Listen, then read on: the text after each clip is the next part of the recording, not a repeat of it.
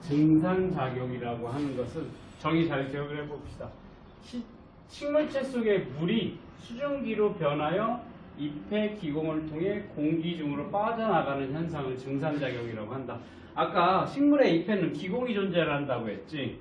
그래서 광합성을 해가면서 그 기공으로 이산화탄소가 들어오고 산소가 나간다라고 했었고, 그 기공을 통해서도 마찬가지로 이 식물체 속에 있는 물이 수증기로 변해서 이 기공을 통해서 식물체 바깥으로 나갈 수도 있어. 그거를 뭐라고 한다? 증산작용이라고 얘기를 합니다. 그렇다면 여기 증산작용이 쉽게 말하면 식물에 있는 물을 내보내는 거야. 바깥으로, 내가 가지고 있는 물을 바깥으로 내보내는 걸 증산작용이라고 하는데, 이게 왜 필요하냐는 거지. 왜 바깥으로 왜 내보내? 첫 번째, 증산작용의 역할, 물 상승의 원동력이라는 거지. 자, 이 증산작용, 즉 잎에 기공이 있거든. 그러면 자, 굉장히 높은 나무가 있어. 나무 끝에 뭐가 있겠어? 잎이 있을 거잖아. 그 잎에서 뭐가 나가? 수증기가, 물이 나가게 되는 거야. 그러면 뿌리에서 흡수를 해서 물관 통해서 어디? 잎까지 이동을 할 거잖아. 물이 이렇게 뿌리에서 흡수한 물이 잎까지 이동하는 원동력이 된다라는 거야. 세계에서 제일 높은 나무는 100m가 넘는 나무도 있어. 그러면 뿌리에서 물을 흡수를 해서 그 100m까지 높이 올려보내려면 굉장히 힘들겠지. 중력을 거슬러서 끌어올리려면 굉장히 힘들겠지. 그렇게 올릴 수 있는 원동력이 이 증산작용이라는 거야. 물을 거기까지. 잎에 도달한 물은 광합성 등에 사용이 된다. 아까 광합성을 하기 위해서 원료가 뭐가? 두 가지가 뭐였어? 이산화탄소와 물이라고 했지. 그러면 광합성이 일어나서 뭘 만들려고 한 거야? 양분 만들려고 했지. 그 양분을 자기가 이용을 할 거니까 그 양분 만들기 위해서는 광합성이 일어나야 되는데, 광합성이 일어나는 재료, 이산화탄소는 뭐 기공해서 흡수를 하면 되는데, 물은 뿌리에서부터 끌어올려야 되니까 이렇게 증산작용은 물을 바깥으로 내보내는 거야. 바깥 내보내면 지금 물이 여기 잎에 필요하겠지. 그러면 끌어올려야 될 거죠. 그렇게 뿌리에서 흡수한 물이 잎까지 이동하는 원동력이 증산작용이라는 거야. 이렇게 힘들게 위로 올라오래서 잎까지 오면 거기에서 뭐 광합성에 그 물을 사용을 하게 된다라는 겁니다. 자, 증산작용의 역할 첫 번째 뭐야? 물 상승의 원동력이 된다. 물을 상승하게 하는 힘이야. 그 다음 식물의 수분량 조절이야. 자, 내가 지금 몸에 물이 많아. 그럼 어떻게 하면 돼? 오줌 많이 넣으면 되지. 근데 물이 적으면 어떻게? 오줌을 적게 넣어서 우리 안에 있는 수분량을 조절을 하지. 얘도 마찬가지야. 식물 내부에 물이 많아. 그럼 어떻게 돼? 증산작용은 물을 내보내는 작용이라고 했으니까 어떻게? 증산작용을 활발하게 해서 물을 많이 내보내고, 내 물이 없어. 식물체에 물이 없어. 그럼 어떻게? 증산작용을 억제를 해서 바깥으로 나가는 물을 양을 줄이게 되겠지. 즉 식물의 수분량을 조절하는데 증산작용이 그 역할을 하게 된다라는 거. 됐니? 그 다음 식물 체온 조절. 자, 우리가 1학년 때 기화를 배웠어. 기화가 뭐야? 액체가 기체로 상태 변화하는 걸 기화라고 하지. 기화가 일어날 때 어떻게 되니? 열을 흡수해. 기화 열 흡수를 하지.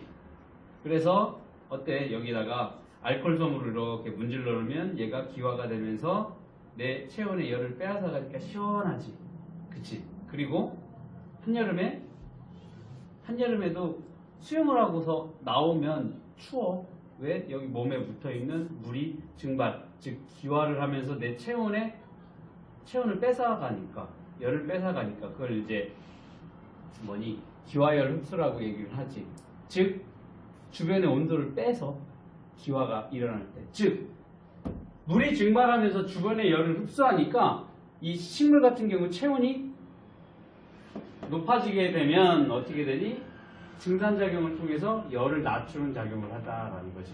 우리는 한여름에 아주 더울 때 더우면 어떡하니? 그걸로 도망가면 되지. 그치? 양산 펴서 야외 활동할 때 양산을 피든지 모자를 쓰든지 그늘에 들어가 있든지. 근데 식물은 이동을 할 수가 없지. 그럼 어떻게? 더운데. 어떻게? 자기 체온 낮추기 위해서 증산작용을 활발하게 하게 되면 어떻게 된다? 물을 바깥으로 내보낸다. 그러면서 기화가 일어나면서 높이 올라간 체온을 낮춰주게 된다라는 거지. 됐니? 자, 증산작용의 역할, 물 상승의 원동력, 그 다음에 식물체의 수분 조절, 그 다음 식물의 체온 조절을 하게 된다라는 거 기억을 해두면 되겠습니다. 자, 증산작용으로부터 물이 빠져나가면 잎에 물이 부족하겠지. 그러면 그 부족한 물을 보충하기 위해서 어떻게? 밑에서부터 끌어올리겠지. 뿌리 속에서 뿌리부터 물을 끌어올리고 이게 이제 줄기 안에 있는 물관 그리고 잎에 있는 잎맥 통해서 계속 어디 부족한 물을 어디까지? 잎까지 계속 끌어올리게 된다. 뿌리에서 흡수한 물은 줄기의 물관을 거쳐서 잎까지 이동을 한다라는 걸 알 수가 있습니다. 그러면 증산작용이 식물의 잎에서 물이 수증기형태로 바깥으로 빠져나간다라고 하는 게 증산작용이라고 했잖아. 이 증산작용을 한번 잎에서 증산작용이 어떻게 일어나는지 확인을 하는 실험을 보도록 하겠습니다. 잘 보는데 한 번만 보면 돼. 불면 안 돼. 졸려? 자, 여기 보면 메스 실린더에 같은 양의 물을 집어넣을 거야. 물 집어넣고 물 집어넣고 물 집어넣고 그리고 여기에다 나뭇가지를 집어넣는데 비슷한 길이의 나뭇가지. 하나는 잎을 다 따놨어. 하나는 잎이 많이 달려있고 하나도 잎이 많이 달려있는데 얘는 비닐봉지로 포장을 해놨어. 그 다음에 여기에다가 식용유 한 방울을 똑똑똑 떨어뜨리게 된다라는 거야. 그러면 식용유를 왜 떨어뜨리냐면 눈금실린더스 물의 증발을 막기 위해서야. 자, 여기에 보면 조금 확대를 해놓을게. 이런 식으로 메스 실린더가 있고 여기에 물이 이렇게 있어. 여기에 식물을 이렇게 꽂아놨어. 그러면 여기에서 증발이 일어나겠지. 맞니? 그러면 여기 잎에서 일어나는 증산작용에 의해서 물이 줄어드는 건지 아니면 여기에서 증발이 일어나서 물이 줄어들었는지 구분이 안 되지. 그러니까 여기에다가 식용유 몇 방울을 떨어뜨리면 어떻게 되겠어? 밀도가 작은 식용유를 이렇게 위에 떠 있겠지.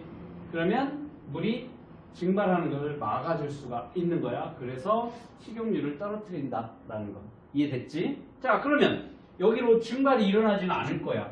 증발이 일어나지 않으면 여기에 물이 줄어들 거야. 만약에 줄어들었다고 하면 여기 어디 뿌리에서 물을 흡수를 해서 바깥으로 내보냈다라는 걸 알 수가 있겠지. 맞니? 자, 이렇게 세 개, 잎이 없고 잎이 있고 잎이 있고. 근데 여기는 비닐봉지로 막아놨어. 그 다음 얘를 햇빛이 잘 비치는 곳에 놓아둔 후 수면 높이를 관찰을 했어. 그래서 한참 놔뒀어. 그 다음에 한참을 놔두고 남아있는 물의 양을 측정을 해봤더니 높이를 관찰했더니 남아있는 물의 양이 누가 제일 많았냐? 남아있는 물의 양, 뭐 수변의 높이랑 같은 거야. 가가 제일 많이 남아있더래. 여기 처음에 넣어준 그만큼 남아있고 그 다음 남아있는 물의 양 얘는 요만큼 조금 줄어들었대. 그리고 얘는 많이 줄어들게 되었다라는 거죠.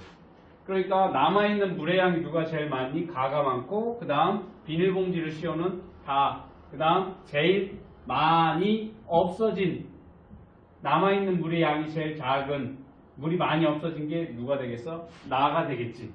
됐니? 이건 실험 결과니까 그냥 그대로 보고 이걸 가지고 자 뭐를 하면 아까 잎에서 증산작용이 일어난다고 했지. 그러니까 이 가의 경우에는 잎이 하나도 없지. 그러니까 물이 거의 줄어들지 않았어. 즉 이건 뭐랑 같아? 잎이 없어서 증산작용이 일어나지 않았다라는 것을 알 수가 있습니다. 이해됐니? 잎이 없으니까 증산작용이 안 일어났으니까 줄어든 물이 없다라는 거야. 그러니까 물 높이가 제일 높다. 됐니? 자, 나 봅시다. 나. 여기는 남아있는 물의 양이 제일 적어. 그러니까 많이 물이 없어졌다라는 얘기지. 이 얘기는 뭐냐? 증산작용이 가장 활발하게 일어났다라는 거야. 다나 다 중에 물의 양이 제일 줄어들었으니까. 자, 이걸 어떻게 해석하냐면 증산작용으로 눈금 실린더 속의 물이 나뭇가지 안으로 이동하여 수면의 높이가 낮아졌다. 자, 증산작용이 잎에서 활발하게 일어났다라고 했으니까 여기 물이 쭉쭉쭉쭉 줄어들었어. 왜? 여기 물뿌리를 통해서 물이 흡수가 돼서 어디? 이 잎을 통해서 바깥으로 이렇게 나갔기 때문에 여기에 물이 많이 줄어들었다라는 걸 알 수가 있습니다. 그에 반해 다의 경우에는 아예 줄어들진 않았어. 아예 줄어들지 않지. 얘 가보다 조금 줄어들긴 했어. 그렇지만 나보다는 많이 남아있다라는 거지. 적게 줄어들었다라는 얘기는 뭐냐면 여기서 일단 다에서 나타나는 현상을 보니까 여기에 수증기 물방울이 맺혀져 있는 걸 볼 수가 있어. 봤더니 물방울이 맺혔다? 이 얘기는 뭐야?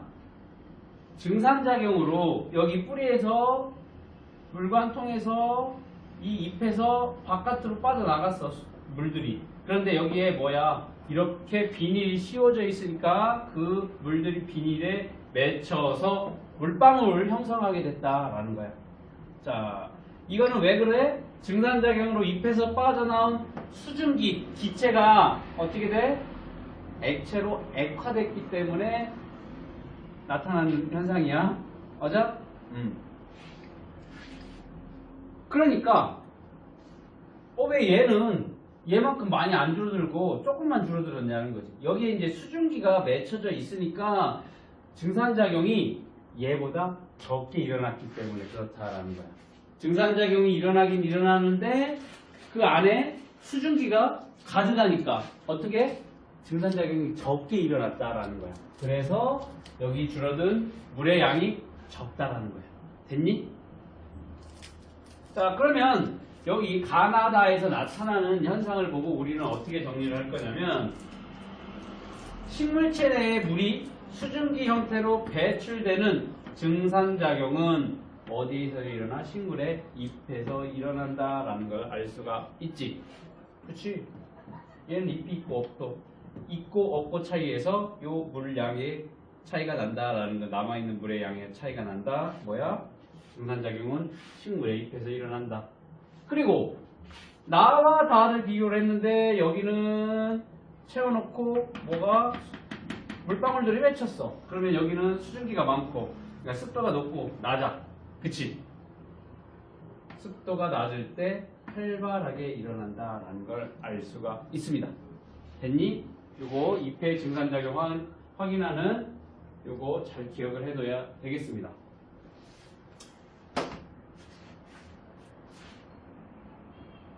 자, 증산작용을 확인을 했네? 그 다음 이 증산작용이 어디에서 일어나는지 증산작용의 장소를 한번 알아보도록 하겠습니다. 자, 결론만 얘기를 하면 이러한 식물의 증산작용은 식물 잎에서 그 중에서도 기공을 통해서 일어나게 된다. 말 그대로 기공, 공기가 통하는 구멍이라니까. 구멍이야. 공기가 왔다 갔다 공기가 아니라 기체가 왔다 갔다 하는 구멍을 기공이라고 얘기를 합니다.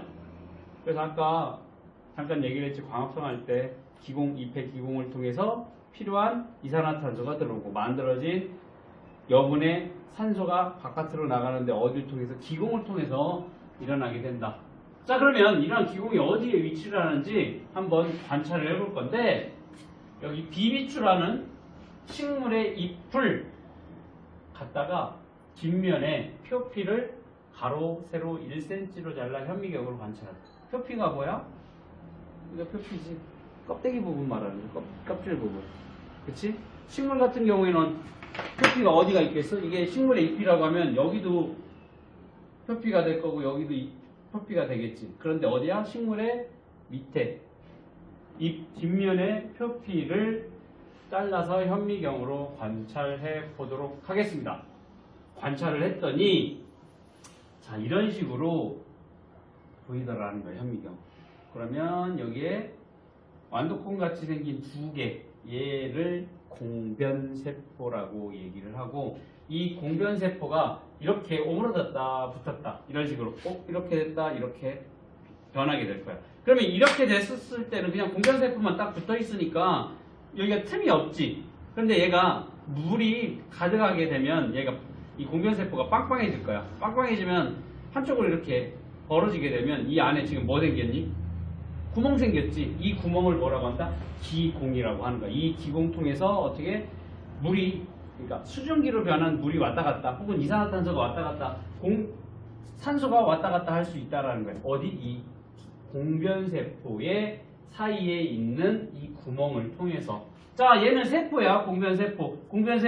그러니까 세포 안에 뭐가 다 있어야 돼? 세포 속이가 아닌 핵도 있어야 되고 여기 식물세포의 세포니까 뭐도 있어? 엽록체도 존재를 하겠네.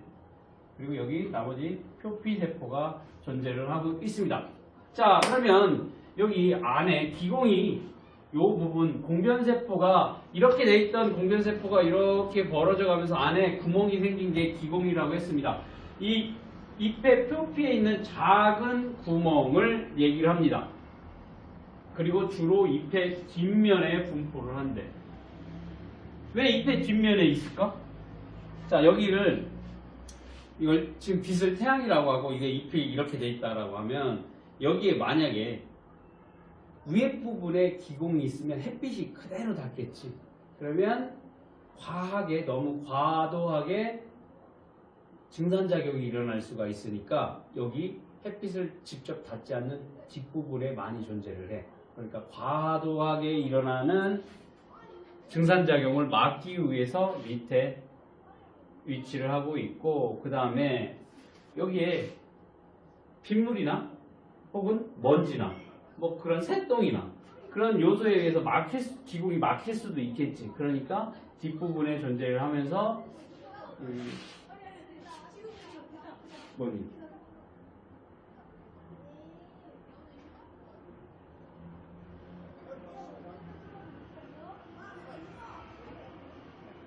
기공이 가로막히는 것을 방지하기 위해서 대부분의 식물들은 뒤쪽에 많이 위치를 하고 일부 식물들은 위에 기공이 많이 있는 애들도 있어. 대표적인 게 물 위에 떠 있는 애들, 수련이나 뭐 그런 애들은 잎의 위쪽에 위치를 하고 있지. 왜? 물 위에 둥둥 떠 있으면 밑에 기공이 밑에 있으면 물 안에 잠겨져 있으면 증산작용이 일어날 수가 없으니까 그런 애들은 위에 위치를 하고 있고 대부분의 식물들은 잎의 뒷면에 위치를 하고 있다라고 기억을 해두면 되겠습니다.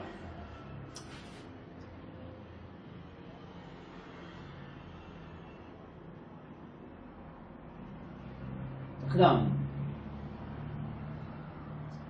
기공이라는 것은 공변세포가 이렇게 벌어져야 생기는 거기 때문에 공변세포 두 개가 둘러싸고 있을 수밖에 없지. 잘 기억이 되겠지. 왜? 이 공변세포가 이렇게 붙어버리면 이게 공변세포 하나 얘가 이렇게 붙어버리면 기공이 없어. 그러면 기공이 이렇게 열려야 된다는 건 공변세포가 이렇게 변한다는 거지. 찌그러진다는. 그러니까 이 기공은 공변세포 두 개로 둘러싸여 있을 수밖에 없지. 이 구멍 통해서 뭐? 산소도 나가고 이산화탄소도 들어오고 그 다음 수증기도 왔다 갔다 한다라는 거. 자, 기공을 둘러싸고 있는 두 개의 공변세포 봅시다. 공변세포 기공을 둘러싸고 있어. 여기에 공변세포 즉 얘도 하나의 세포이기 때문에 식물세포이기 때문에 뭐가 있니? 엽록체가 있지. 엽록소라는 푸른색 색소가 있으니까 엽록체가 있다. 얘는 초록색을 띠게 된다라는 거지. 공변세포는 초록색을 띱니다. 그리고 엽록체가 있으니까 여기 다 엽록체야. 그러면 광합성이 어디서 일어난다고 했어? 엽록체에서 일어난다니까 이 공변세포에서 뭐가 일어나겠어? 광합성이 일어나게 된다라까지도 생각할 수 있겠지. 맞니? 그 다음에 공변세포의 구조를 보면 자 여기 세포의 안쪽하고 바깥쪽 부분을 비교를 하면 여기가 지금 조금 진하게 표시를 해놨지. 왜 진해? 두꺼워서 그래. 이쪽 부분이 두꺼워. 바깥의 부분은 얇아. 잘 기억해야 된다. 이거 시험 문제 꼭 나와. 왜 공변세포의 안쪽 부분은 두껍고 왜 바깥쪽은 왜 얇냐라는 거지. 그걸 밑에서 설명을 해. 자, 그 다음 공변세포는 이렇게 이루어져 있어. 엽록체가 있으니까 파랗고 그 다음에 두께가 안쪽이 더 두껍고 바깥쪽이 얇고 됐니? 그 다음 그 바깥쪽에 이제 표피세포가 있어. 즉 자, 잎을 우리가 옆으로 잘라서 단면을 보게 되면 여기가 껍데기, 여기가 껍데기가 표피가 위아래로 존재를 하고 그 안쪽에 이제 뭐 해내면 조직, 뭐 울타리 조직 그런 조직들이 쭉 있고 여기 공변세포 안쪽에 기공 존재를 하고 있고 여기 인맥이 있고 인맥이 이거잖아. 이파리가 있으면 이 가운데 이렇게 되어 있는 게 인맥이지. 그 옆에 이제 물관, 체관이 지나가고 있어. 이렇게 되어 있으니까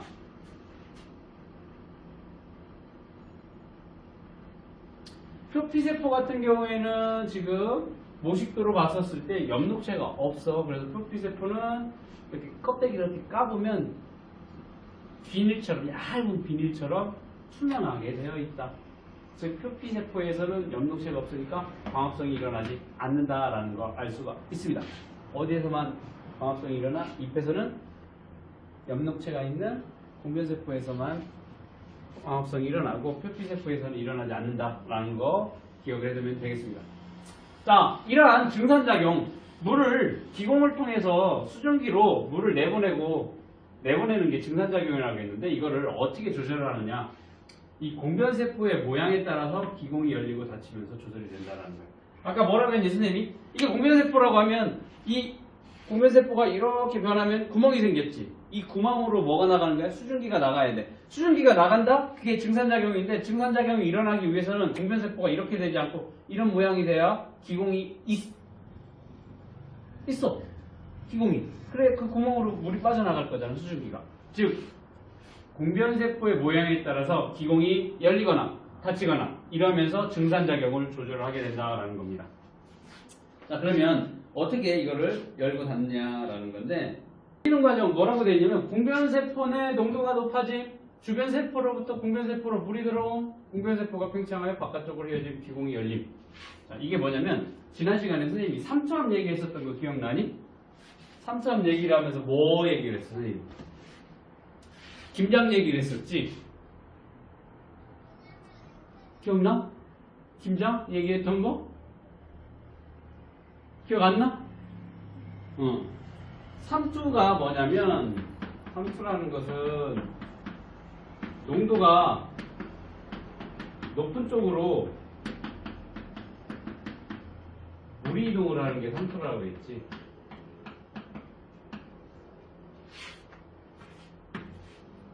쉽게 여기 어떤 비커에 반투과성막을 넣을 거야. 반투과성. 완전히 투과가 되지 투과가 반만 되는. 뭐냐면 쉽게 말하면 물은 투과가 되는데 여기에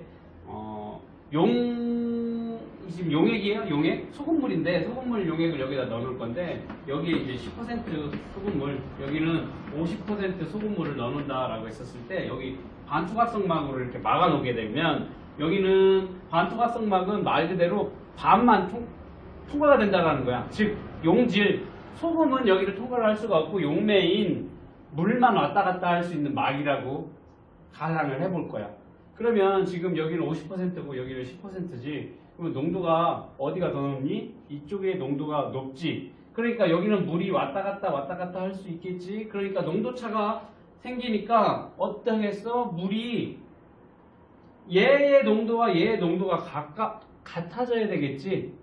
농도가 다르니까. 그러니까 물은 왔다 갔다 한다라고 했으니까 자유롭게 여기 안에 있는 용질인 소금은 움직이지 않을 거니까 물이 어느 쪽으로 이동을 해야 되겠어? 여기는 농도가 낮고 여기는 농도가 높으니까 여기는 농도가 낮아져야 되겠지. 여기 농도가 높아져야 되겠지. 그러면 어떻게 되겠어? 물이 이쪽으로 이동을 하겠지. 맞니? 그러면 여기는 농도가 낮아질 거고 여기는 농도가 높아져서 결국에는 왼쪽과 오른쪽의 농도가 같아질 때까지 물이 이동을 할 거라고. 맞니?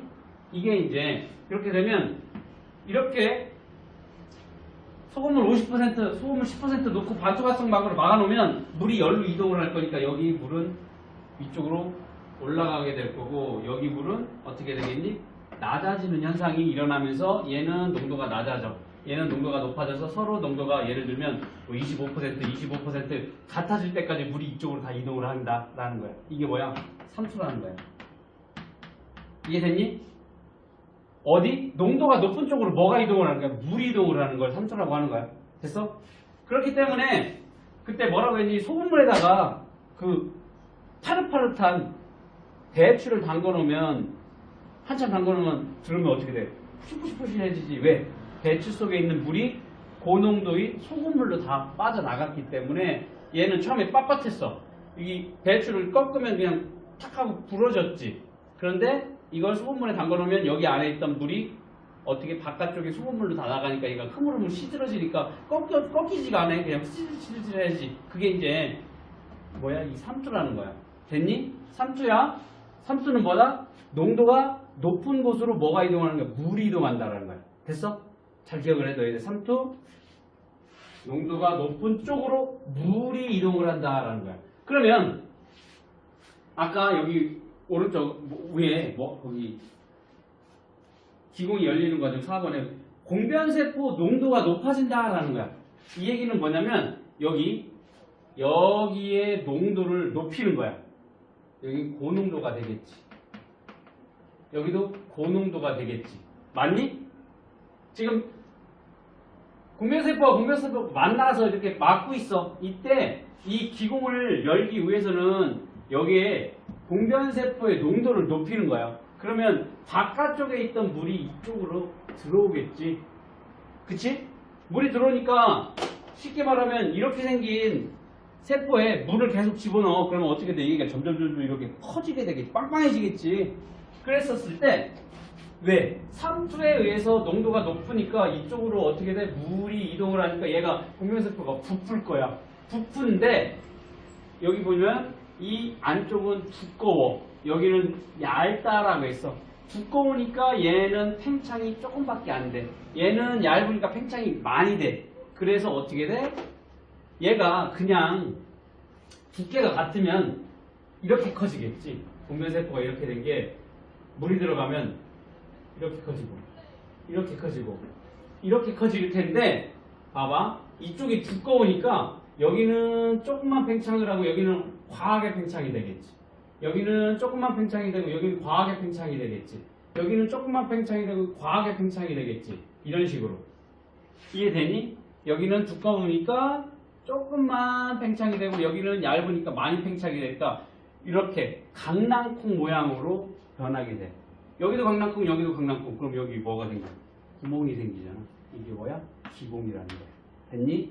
자, 기공을 열기 위해서는 어떻게 돼? 이 공변세포의 농도를 높이면 물이 들어오게 돼서 팽창이 될 텐데 두께가 두껍고 두께가 얇고 차이에 의해서 팽창 정도가 달라지니까 여기는 많이 팽창, 여기는 적게 팽창하면서 이런 가운데 기공이 열리게 된다.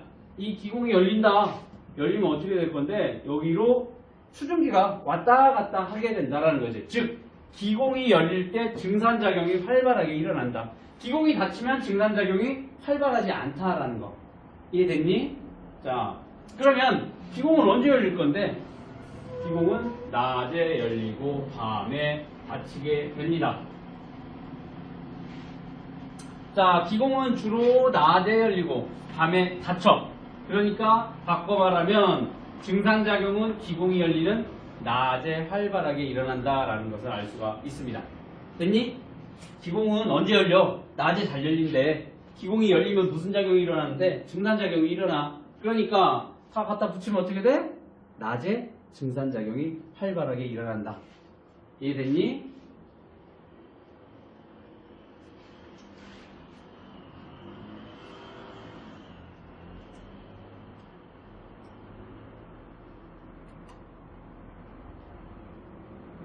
증산작용이 잘 일어나는 조건 봅시다.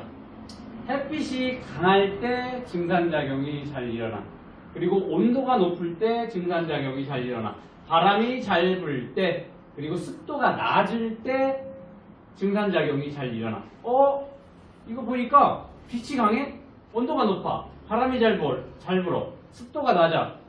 이때 뭐를 해놓으면 잘 되냐면 빨래 널어놓으면 잘 마르겠지. 빨래. 맞니? 빨래 언제 빛 강할 때, 온도 높을 때, 바람 잘 불 때, 습도 낮을 때 널어놓으면 빨래 잘 마르지. 자, 증산작용이 잘 일어나는 조건, 빨래 잘 마르는 조건하고 같아. 그치? 이렇게 기억을 해두면 되겠습니다.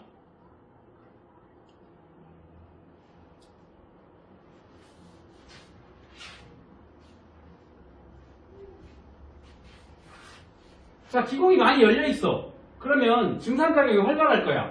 기공이 많이 열려서 증산작용이 활발하면 결국에는 물이 많이 빠져나갈 거야. 물이 많이 빠져나가면 식물체 시들겠지. 뿌리에서 끌어올리는 물보다 바깥으로 내보내는 증산작용이 활발해서 물을 많이 내보내면 어떻게 되겠어? 식물체는 시들 거야. 그러니까 기공이 많이 열려서 증산작용이 활발하다? 뿌리에서 흡수한 물이 잎까지 상승을 할 거야. 그럼 잎에는 충분하게 뭐가 있어? 물이 존재를 하고, 그 다음에 이산화탄소가 많이 흡수가 되고, 결과적으로 뭐야? 광합성도 활발하게 일어나게 된다. 증산작용이 활발하다? 그러면 증산작용은 낮에 많이 일어난다. 그러니까 빛도 충분하지. 그리고 물도 충분하지. 이산화탄소 충분하지. 그러니까 어떻게 돼? 광합성도 활발하게 일어난다라는 걸 알 수가 있습니다. 자, 오른쪽 문제 6, 7, 8, 9 풀어보도록 하겠습니다.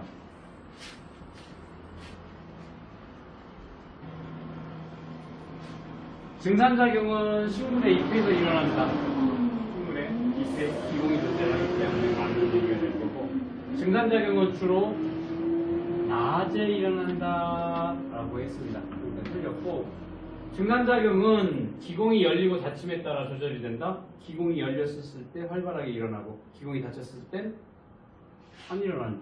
맞는 얘기가 될 거고, 증산작용은 뿌리에서 흡수한 물이 잎까지 이동하는 원동력이 된다. 맞는 얘기가 될 거고, 증산작용은 식물체 속에 이산화탄소가 공기중으로 빠져나가는 현상이다? 아니지. 이산화탄소가 아니라 뭐야? 수증기지. 수증기가 빠져나가는 현상을 증산작용이라고 한다. 자, 여기 보니까 같은 양의 물을 넣고 잎을 모두 딴 가지, 잎이 달린 나무까지 다는 봉지를 씌워놨습니다. 일정 시간 햇빛에 놔두고 남아있는 물의 양을 관찰을 해봤대. 자, 증산작용이 활발하면 물의 높이는 어떻게 되겠어? 낮아지겠지. 물이 많이 빠져나갈 거니까 증산작용이 활발할수록 수면의 높이는 낮아지게 된다. 맞는 얘기가 되겠습니다. 나보다 가해서 물이 더 많이 줄어든다. 자, 여기는 잎이 없지.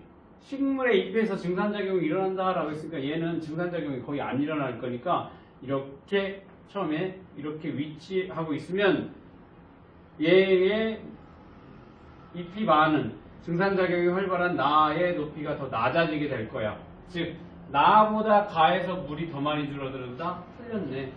나가 더 많이 줄어들 거니까. 맞니? 가와 나를 비교하면 증산작용은 잎에서 일어난다라는 것을 알 수가 있지. 예? 여기는 다 조건이 똑같잖아. 물하고 식용유 떨어뜨리는 건 똑같고, 여기는 잎이 없고 있고 잎에서 일어난다 알 수가 있습니다. 자, 다 같은 경우에는 지금 비닐봉지를 씌워놨으니까 증산작용이 일어나면서 여기에서 나온 수증기들이 여기 비닐봉지에 닿아가면서 액화가 되면서 여기 뭐가 물방울들이 이렇게 만들어지겠지. 시간이 지나면서 비닐봉지 안에 물방울이 맺힌다. 맞는 얘기가 되겠습니다. 맞아? 맞았어?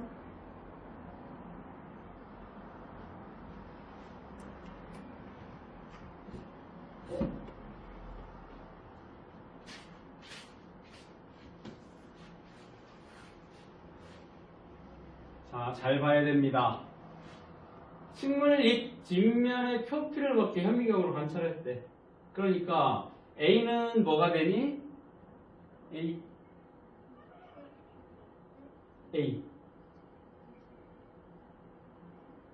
요거 말하는 완두콩 모양으로 되어 있네. 그 보라색으로 염색되어 있는 애 말고. 공변세포. B는 뭐가 돼? 공변세포 안에 있는 구멍이네? 기공이 되겠지. 맞니? 핵이라고 하면 안 돼. 핵은 여기까지 가야 돼. 알겠지? 자, A는 공변세포라고 했으니까 안쪽 세포벽이 바깥쪽 세포벽보다 어때?